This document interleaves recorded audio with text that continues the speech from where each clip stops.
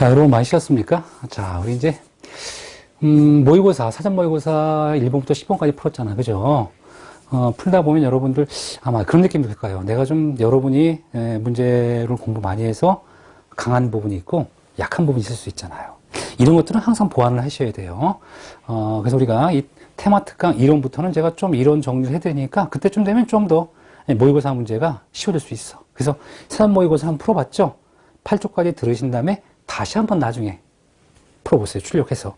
굉장히 편안해질 거예요. 그게 바로 학습 효과죠. 사전 모의고사 문제를 보시면 가장 기본이 되는 좋은 문제, 좋은 이론, 지문으로 정리했기 때문에 여러분한테 큰 도움이 되실 겁니다.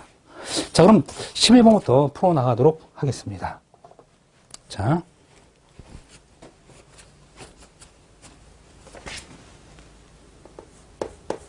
자, 11번 문제는 대중교통 중심 개발, TOD라고 그래요. TOD. 응? 그 TOD를 우리가 표현할 수 있어야 돼요. 어떻게 표현하는 거냐, 그러면, 개인 자동차 중심으로 많이 이동을 했어요. 그쵸? 특히나 이제 50년대 이후에 굉장히 많은 급격한, 자동차 문화의 발달 때문에 굉장히 많은, 집들이 도시를 벗어나서 교외지로 많이 이동을 했고요. 그러다 보면 어떻게 되냐면 이 도시 주변에 교외지, 집들이 많다 보면 아침에 출근하려고 많은 사람들이 도심 쪽을 향하니까 교통 대란이 나타나고요. 퇴근 때도 교통 대란이 나타나서 정말 불필요한 그런 에너지를 막 길거리에 쏟는 거예요. 그 다음에 도시 주변의 자연환경이 많이 훼손될 수 있고요. 그래서 많은 사람들이 개인 승용차를 많이 이용하다는 건 주차장 문제와 함께 도로 이 굉장히 혼잡한 문제 생길 수가 있어요. 자연환경도 해칠 수 있고요. 그래서 생각한 게 뭐냐면, 그럼 대중교통을 많이 이용할 수 있도록 하자. 효율적으로. 그럼 대중교통 이용하려면 어떻게 돼요? 사람들이, 불편하잖아. 라고 하니까 어떻게 되냐? 그러면 이 대중교통 중심으로 도시를 구성하는 거예요, 이렇게. 도시를 이렇게 구성을 해요. 도시를 구성하고, 이 대중교통이 유총지에다 이렇게 만들어주는 거예요. 유총지에다 이런 식으로 만들어주고요. 그 다음에 이 대중교통, 이용할 수 있는 걸 만들어주고, 이렇게, 상대적으로 고밀도를 이용할 수 있는 이런 것들을, 편의시설들을 만들어줘요. 고밀과 함께 주거지와, 이런 혼합적 용도, 혼합적 토지 이용을, 혼합적 용도를 만들 수 있도록 만들어주고, 이 교통로 중심엔 고밀도로 만들어줘요. 왜? 거리가 짧아야 될 거 아니에요. 만약 저밀도로 쫙 가면 어떻게 돼요? 보행거리가 많아서 다시 또 교통이 필요하거든요. 그러니까 고밀도로 만들어서 사람들이 쉽게 필요한 업무라든가 편의시설을 이용할 수 있도록 만들어주고 그 주거지를 배후에 만들어주는 거 쉽게 걸어갈 수 있도록. 이렇게 사람들은 여기 이동할 때 어떻게 해야 돼요? 대중교통만 가지고 다 이동하고 필요한 보행할 수 있는 거리, 보행. 보행이 가능한 이런 정주주택을 만들어주는 거예요. 이게 바로 TOD예요. 그럼 이 TOD는요, 위치에 따라 도심 지형이 있고 주거 지형이 있어요. 이렇게 두 가지가 있어요. 이 산업형은 없습니다. 답은 1번이네, 바로. 산업형 없습니다. 2, 3, 4는 맞는 얘기죠. 그래서, 피터 캡슐의 1993년 저서, The Next American Metropolis에 처음으로 정립됐습니다. 피터 켈숍이라는 분에 의해서 정립된 게 바로 TOD예요. 그쵸? 요 문제, 이런 문제 풀어보셔야 되고요. 12번 문제. 자, 12번 문제는 중심 코어형이에요. 자, 적합한 것은 우리가 이 코어의 유형은요, 늘 나올 수 있는 문제죠. 늘 나올 수 있는 문제예요. 코어 유형은. 코어 유형을 보면 우리가 이 편심 코어라고 있어요. 이 소규모 코어, 소규모죠, 소규모. 이 최대 보행거리 이내에 도달할 수 있도록 만들어주는 건데, 구조적으로는, 좋지가 않죠. 왜냐면 편심이 생긴다는 건 나중에 이렇게, 지진력 같은 걸 받으면 편심 때문에 비틀림이 생길 수 있거든요. 하지만 소규모에 이용할 수 있는 거고요. 그 다음에 이제 우리가, 이렇게, 독립이라든가, 이 외주 코어가 있을 수 있어요. 이 독립이나 외주 코어는 중대 규모의, 이용할 수 있긴 해요. 그런데 대규모가 되면 보행거리가 미달할 수 있기 때문에, 서브 코어가 필요할 수 있더라. 대규모면, 그죠? 대규모의 경우라면. 그 다음에 독립이나 외주 코어는 우리가 이렇게 내부를, 전용 사무실 쓰기는 좋을 수 있어요. 하지만, 각종 설비부하 있죠, 설비. 설비가 한쪽으로만 이렇게 접속하다 보니까, 부하가 부하가 설비 부하가 좀 커질 수 있는 우려가 있을 수 있더라. 그 다음에 큰 규모가 되면 서브 코어가 필요할 수 있다는 얘기고요. 그 다음에 이제 우리가 일반적으로 큰 규모다 그러면 이렇게 중심 코어가 있어요. 중심 코어. 이 중심 코어를 하면 이 보행거리 이내에 다 도달할 수 있도록 하나의 코어를 이용하는 거죠. 이 중심 코어가 있고 그 다음에 양당 코어가 있어요. 양당 코어. 양당 코어는 이렇게 그 이방향 피난, 이 방향이 아주 유리한 것이 양당 코어예요. 중심 코어는 이 방향은 되지 않죠. 중심 코어는 한쪽에 쏠려 있기 때문에 비교가 되죠. 근데 이제 우리가 얘는 이 전용 사무실은 좋아요. 전용은 오케이지만 분할하는 임대 사무실에는 노라고 해요. 왜 그러냐 그러면 이 분할 임대 사무실을 만들기 위해서는 이렇게 복도를 줄 거고, 복도를 주면 유율이 떨어질 거고요. 그렇죠? 복도를 주다 보니까 양분이 되죠. 그래서 분할 임대 사무실은 적합하지가 않아요. 왜? 렌터블 레시오가 떨어지고 새로운 복도가 출현할 수밖에 없기 때문에 보통 점용 사무실에 이점이 있는 거고요. 다만 이 중심 코어는 이렇게 몇 개의 분할 임대, 이 분할 임대 사무실도 오케이가 되는 거죠. 전용보다는. 굉장히 좋은 구성이 돼요. 구조적으로도 내진벽 배치도 합리적일 것이고요. 다만 이제 의장적으로 뭐라 그래요? 좀 단조롭다라는 얘기를 해요. 단조롭다라는 얘기를 합니다. 이런 게 기본 개념이고요. 이때에 따라 이 중심 코어를요, 중심의 코어를 어떻게 만드냐면 이 코어를 중점으로 하죠. 코어를 중점으로 해서 이렇게 한쪽을 이 외기에 면하는 경우도 있을 수가 있어요. 중심 코어 맞죠? 근데 외기에 직접 면하도록 하는 이런 것들도 중심 코어의 일부다라고 생각하시면 될 것 같아요. 그렇다면 A, B 아니죠. G 아니죠. 왜냐면 아까도 얘기했지만 우리가 이 코어 부분을 외기에 면하도록 하는 이런 형식도 가능하거든요. 그러니까 답은 뭐예요? 적합한 거니까 요거 B와 G를 빼야 되죠. A, C, D, E, F가 되겠네. 답은 4번이죠. 그쵸. 이거 가장 기본이 되는 문제 유형들이죠. 자, 그 다음 13번 문제. 이 별표 5개. 별표 10개 붙여도 제가 봤을 때 무리가 없는 게 바로 학교 운영 방식이에요. 이 학교 운영 방식은, 우리가 소프트웨어라고 하죠. 소프트웨어. 어떻게, 교육을 할 거냐, 운영할 거냐, 이런 얘기인데. 여기서 2형이에요, 2형. 그럼 2형과 비교가 되는 게 뭐냐면, U 플러스 V형이에요. 그쵸? 자, 그럼 U 플러스 V형은 뭐냐? 우리가 보통 우리가 홈룸이죠. 홈룸. 자기 교실, 종합교실을 하죠. 플러스 특별교실. 이 특별교실은 우리가 음악이라든가 미술 등 이렇게 특별히 종합교실에서 수행할 수 없는 것들, 과학실, 그죠? 과학 이런 것들, 체육. 이런 것들은 당연히 특별교실 형태가 되는 것이고요. 이 홈룸은, 우리 학급수가 이 종합교실 숫자가 같아요. 이게 U 플러스 V형이에요. 예를 들어서 종합교실이 36학급이다 치자. 그럼 36학급이면 홈룸이 36개가 있어요. 그렇죠? 나머지 특별교실이에요. 그럼 이 U 플러스 V형의 교과 어떤 수업의 수준을 나타내는 거 하는 건 결과적으로 뭐냐면 이 특별교실이 많으면 수준이 높다. 그러나 상대적으로 비경제적이 될 수 있어요. 왜? 얘가 특별교실에서 뭐가 돼? 이런 것이 각종 교과교실 형처럼 이 필요로 한 모든 전형 교과를 갖는다면 굉장히 비경제적인 거고요. 얘가 너무 작아진다 그러면 어떻게 돼요? 수준이 떨어져요. 수준이 나빠지면서 경제적인 될 수 있지만 굉장히 열악한 형태가 될 수 있어요. 자, 그럼 이 형은 뭘까? 이 형은요. 근데 만약에 얘기해 주는 거예요. 만약에 36학급에 홈룸이 있고요. 플러스 특별교실이 만약 4개가 있다 치자. 그럼 얼마가 돼? 도합은 40개가 되죠. 40개가 돼. 자, 그런데 이형을 할 때는 어떻게 할까? 이형은요. 학급수보다 작은 30학급만 홈룸을 주는 거예요. 홈룸이 없는 학급이 6학급이에요. 얘네들은 뭐냐면 교과교실처럼 우리가 뭐 전산실 같은 걸 주면서 자기 홈런처럼 이용하는 거. 여기다가 몇 개가 있어? 4개의 특별교실이 있죠. 4개의 특별교실이 있어요. 그럼 뭐가 돼요? 교과죠. 36 더하기 4는 합은 몇 가 돼? 40이 되죠. 얘도 40이 되죠. 그럼 어디가 더 수준을 높일 수 있을까? 얘가 수준을 높일 수 있겠네. 근데 문제는 뭐야? 자기 반이 홈런이 없는, 종합반이 없는 아이들은 이동이 다소 생길 수밖에 없는 거예요. 다소 불안전한, 다소 불안한 이런 수업 형태를 지닐 수 있는 요 학생들이 있어요.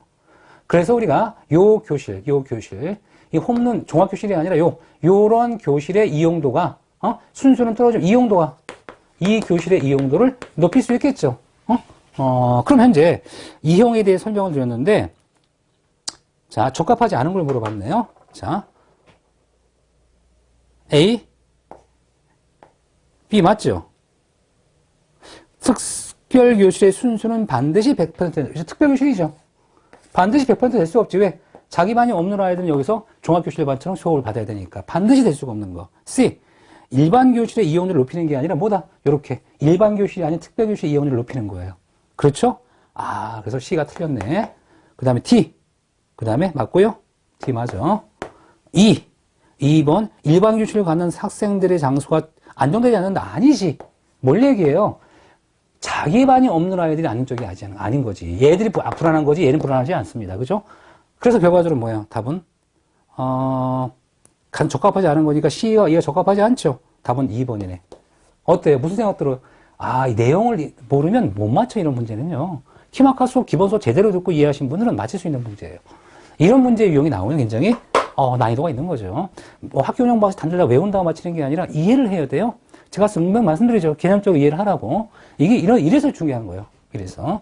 자, 그 다음 14번 문제. 14번 문제는, 미술관의 정축광창. 응? 정축광창이라는 게 어떤 의미냐? 우리가 이렇게, 이 공간이 있으면요. 응? 관람자가 서 있는 이 위치는요, 좀 어두워요. 그래서 이 천장 부분을, 불투명 처리하고, 여기, 천장과 천장 사이에 그 높이 차를 둔 이 부분이 이렇게 자연광이 들어오면, 굉장히 밝죠? 밝아.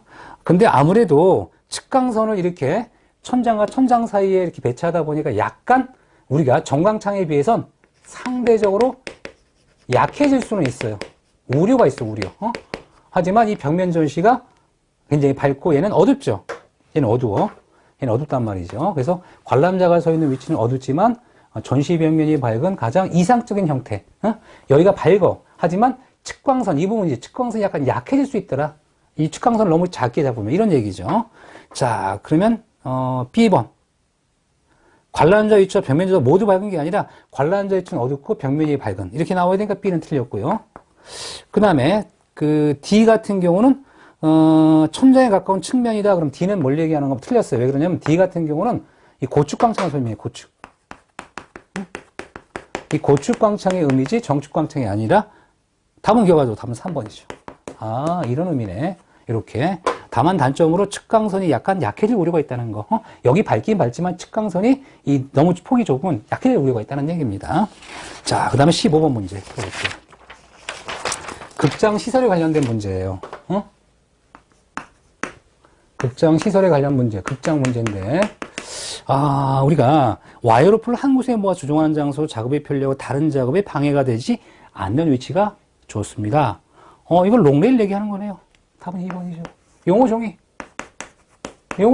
이런 것들은 맞출 수 있어야 돼요. 우리가 프로세님이라는 게 뭐예요?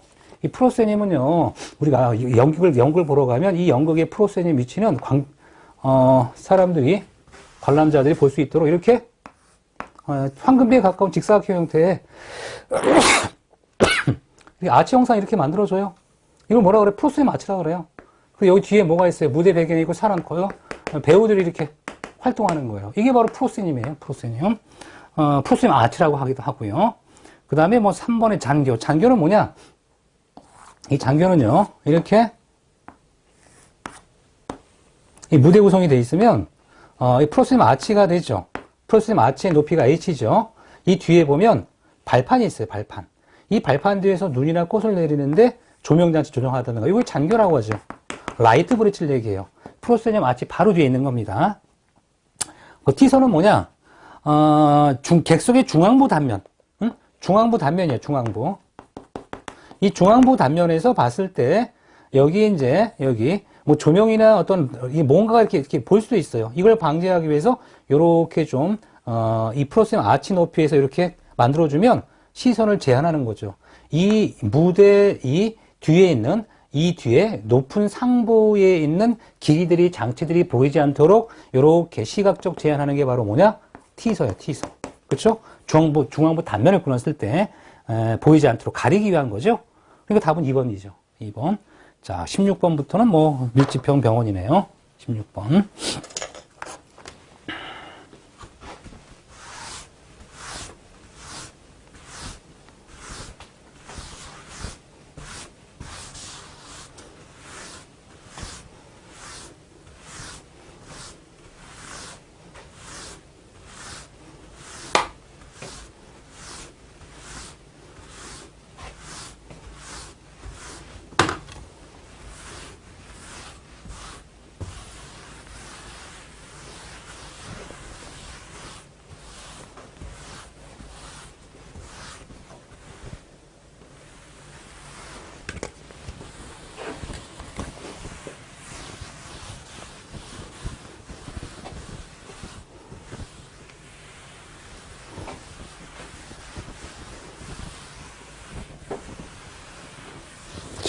그러면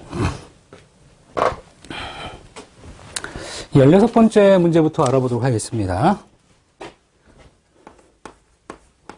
자, 16번 문제는요. 고층 밀집형 병 건축이에요. 고층인데 밀집되어 있는 거예요. 뭐 건축의 형태가 뭐 여러 가지 있을 수가 있죠. 고층으로 이렇게 밀집을 해서 만들 수가 있어요. 이런 건물. 뭐, 여러 가지 형태로 만들 수가 있죠. 보통 여기는 이제 우리가,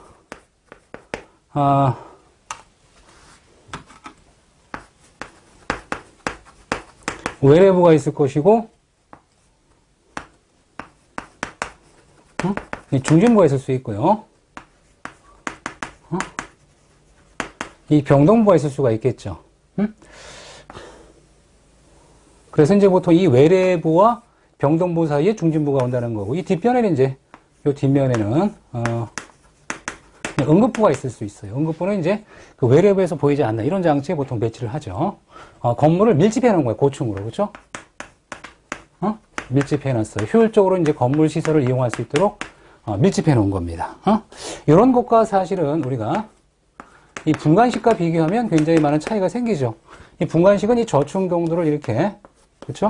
저층 동도를 외래나 중심과 이 병동도를 각각 이렇게 따로따로 건물을 만들어 놓고 이제 환자를 이동할 수 있도록 만들어준 이런 것들이 이제 분관식 형태가 될 거고요. 저층에 별동을 배치하는 게 분관식, 파빌리온 타입이라고 보통 얘기합니다. 자, 그렇다면 A, 그쵸? 바르지 않죠.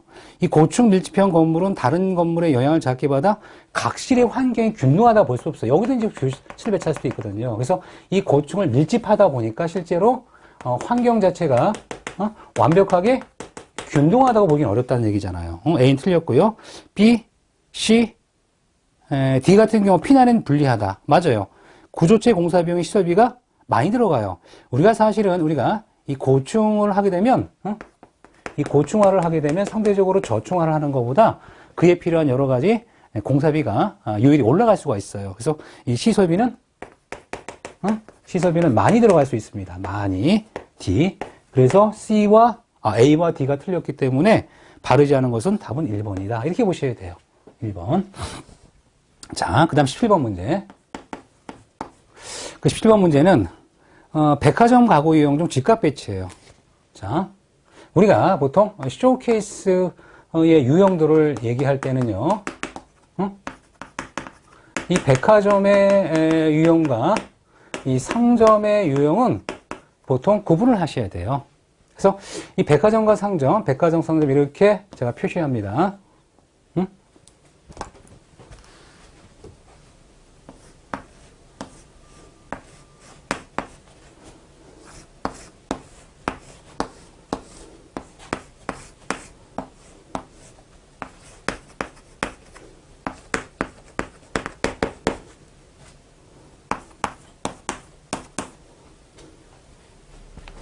응?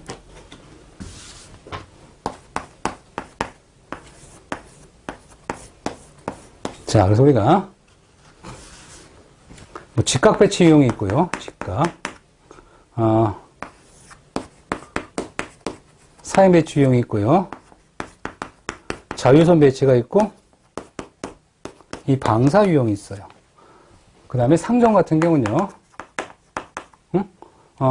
우리가 보통 직렬, 응?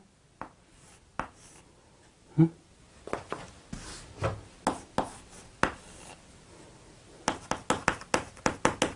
직렬 배치가 있고, 그 다음에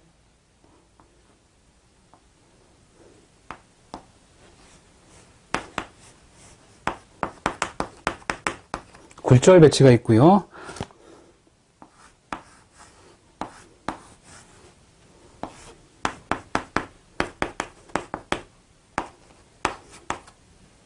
환상 배치가 있고요. 복합형이 있어요. 이렇게 해서 상점과 백화점에 쇼케이스 유형이 있는데요. 이 가끔 학생들이 공부하다 보면 암기를 하려고 그래요. 약을 따서 외우는 이런 건 아니거든요. 생각을 하는 거예요. 생각. 무슨 생각이냐? 이 백화점의 쇼케이스 유형을 정할 때는요. 자, 백화점의 쇼케이스가 한 개요, 두 개예요? 수없이 많아요. 수없이 많습니다. 그렇죠? 그러면 이 백화점의 쇼케이스는 실제로 뭘 가지고 구분했을까? 통로. 교통을 가지고 구분하는 거예요. 교통. 그래서 우리가 이런 형태를 보면 뭐랑 비슷하냐면 교통계획과 유사해요. 직각으로 교통 만들고, 서브로 만들어주고, 사행으로. 자유롭게 만들어주고, 방사로 교통계획 해주고. 이런 얘기예요. 상점은요, 쇼케이스 몇 개일까? 한 개 아니면 두 개예요. 그래서 우리는 뭐예요? 얘는 실제로 쇼케이스 자체의 형태로 유형을 구분한 거예요. 이렇게 생각하면 어떻게 돼? 공부가 끝났지. 직각 통로, 45도 사행 통로, 자유 통로, 방사 통로잖아요. 그렇죠? 자, 그럼 일단 여기서 조건이 뭐냐? 직각 배치. 이거예요. 직각 배치. 직각 배치. 이 배치의 특징을 물어봤어요. 그럼 A, B, C. 맞아요. D. 통로가 직선이고 고객 흐름이 가장 빠르며 부분별 상품준에 용이하다. 얘는 뭘 얘기해요?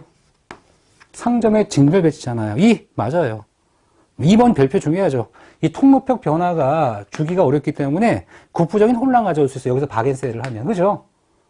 그러면 맞는 것만 바르겠으니까 A, B, C, E니까 답은 2번이네. 그렇죠?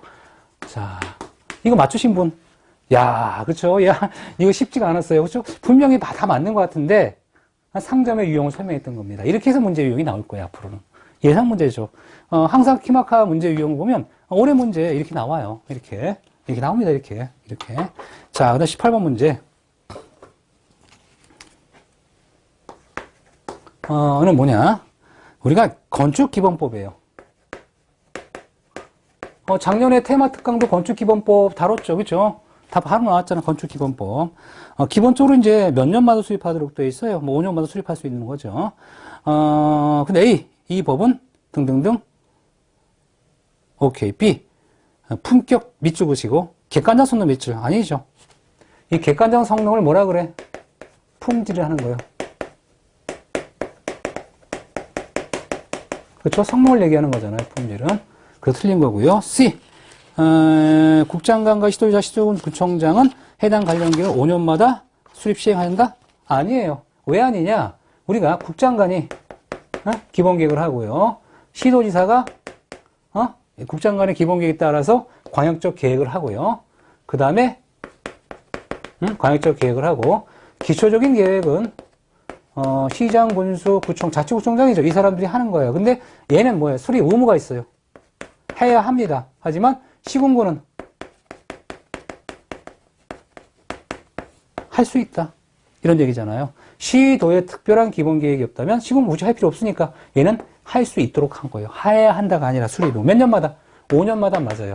다 5년마다지만 시공부는 수립의 의무가 아니라 할 수 있다라는 거기 때문에 답은 10번이다. 얘는 하야하고 얘는 할 수 있다. 이렇게 보셔야 돼요. 자, 그다음 D도 맞는 거죠. 그러면 현재 조건상, 바른 거네. 바른 것의 조합을 물어봤으니까 A와 D가 바르죠.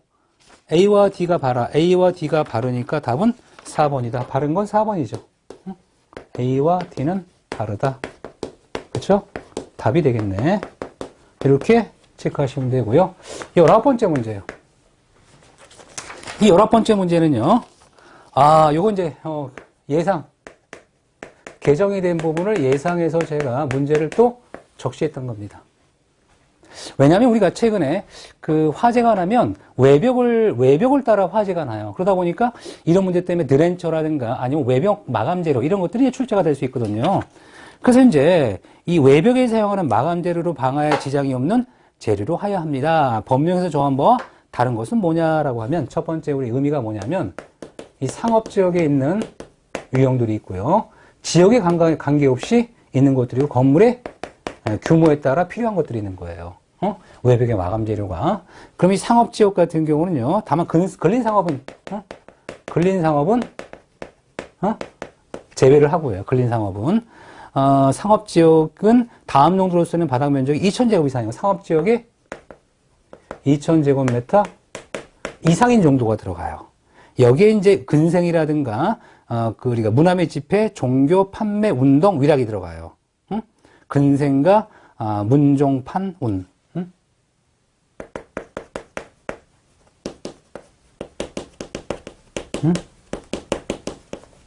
문종판, 위락까지 들어가죠. 위락까지 들어갑니다. 그 다음에 상업지역에 공장으로 용도를 쓰이는 건물로 6m 이내. 공장에 쓰이는 건물로부터 몇 미터 이내? 6m 이내. 6m 이내예요. 공장. 그 다음에 이제 우리가 지역과 관계없이 의료, 교육, 노유자 시설. 교육, 그 다음에 노유자. 이런 시설들은 특히나 교육시설 같은 게 문제가 되기도 했어요. 제가 아시는 분이 연락이 왔어요. 이 교육시설 같은 경우는 이제 외벽 마감 재료를 외단 시스템 많이 하다 보니까 화재가 나면 이제 위험할 수가 있어요. 그래서 이런 교체 작업, 이런 작업에 대한 연구를 하신 분들이 저한테 연락이 한번 와서 제가 말씀드렸는데 어떤 그 결과는 제가 확인하지 않았습니다. 하지만 이 교육시설에 이제 외단 시스템을 도입하면 굉장히 단열엔 좋지만 문제는 뭐냐? 화재 날 때 굉장히 문제가 되기도 하거든요. 그래서 우리 교육시설, 교육연구시설이죠. 교육연구시설, 노유자시설 또는 수련시설. 학생들이 많이 모일 수 있거든. 이런 시설들은 규모에 관계없이 이렇게 외벽의 마감 재료에 방화의 지장염 재료로 해야 되는 거고요. 그 다음에 이제 우리가 3층 이상 또는 높이 9m예요. 또는 339죠. 9m 이상 건축물, 그죠? 강화가 됐어요. 3층 이상 또는 9m 이상 건축물은 방화의 지장이 없는 외벽 마감재를 해야 되는 거예요. 그 다음에 이제 우리가 1층 전부의 일부를 피로티 구조로 하는 주차장. 1층 전부가 되거나, 전부일 수 있고 또는, 일부를 이 피로티 건물로 해서 주차장을 하는 경우는 위험할 수 있더라. 아마 이거 무슨 경기도 무슨 시에서 누구 오토바이 타신 분이 뭐 이렇게 그 라이터를 이렇게 그 시동이 안 걸린다고 불로 이렇게 라이터 불로 녹여서 했다가 화재가 난 사건이 있었어요. 그 사건 이후로 피로티 건물에 주차장 사용하는 이런 경우는 방화의 지장염 재료로 하도록 법을 강화시킨 겁니다. 그 사건 때문에 나타나는 거예요. 다 의미가 있죠. 그럼 결과도 답은 몇 번이야? 3번이죠. 왜? 규모가 3층 또는 9m지 6층 또는 212가 아니거든. 개정됐거든. 이 개정된 부분이에요. 개정된 부분. 그래서 키마카 우리 자료실에 보면 개정된 부분 제가 반영해 놨거든요. 그 문제 낸 거예요, 바로. 그렇죠? 10번 문제. 답은 3번이 되겠고요. 자, 그럼 20번 문제. 20번. 1회 모의고사 마지막이네. 20번 문제는 다음 공동주택에 포함되는 것의 바른 조합이다라고 했으니까 공동주택은 A, D, E가 되겠죠. 답은 4번이네. 뭐 이건 이 정도는 맞췄을 거 아니에요, 그죠? 이런 건 별표예요. 늘 또 나올 수 있습니다. 공동주택과 단독주택 유형을 잘 이해하셔야 돼요. 이렇게 해서 여러분 무슨 생각 드세요? 20문제입니다. 100점 맞았다. 와, 대단합니다. 뭐냐면 100점 정도 맞았다는 건 공부를 정말 제대로 하신 분입니다. 하신 거고. 그 다음에 이제 여러분들이 봤을 때 문제 점수 같은 경우는 뭐 이렇게 사람마다 틀릴 거예요. 하지만 중요한 게 뭐냐? 최후까지 끝까지 들으시는 분, 테마 특강을 끝까지 들으시고 다시 사전 모의고사를 풀어보시면 느낌이 달라져요. 그 느낌을 여러분 아셔야 돼요. 그래서 처음 모의고사 문제 이렇게 1, 2회로 나눠서 강의 진행을 했어요. 근데 보통 제가 보통 3회, 4회 정도는요, 한 강씩 끝내서 할 수 있는데, 첫 번 강의니까 조금 더 필요한 강의, 필요한 자료를 많이 표현했기 때문에 시간이 걸린 것 같습니다. 자, 잠깐 쉬어서 이어서 2회 모의고사 풀도록 하겠습니다.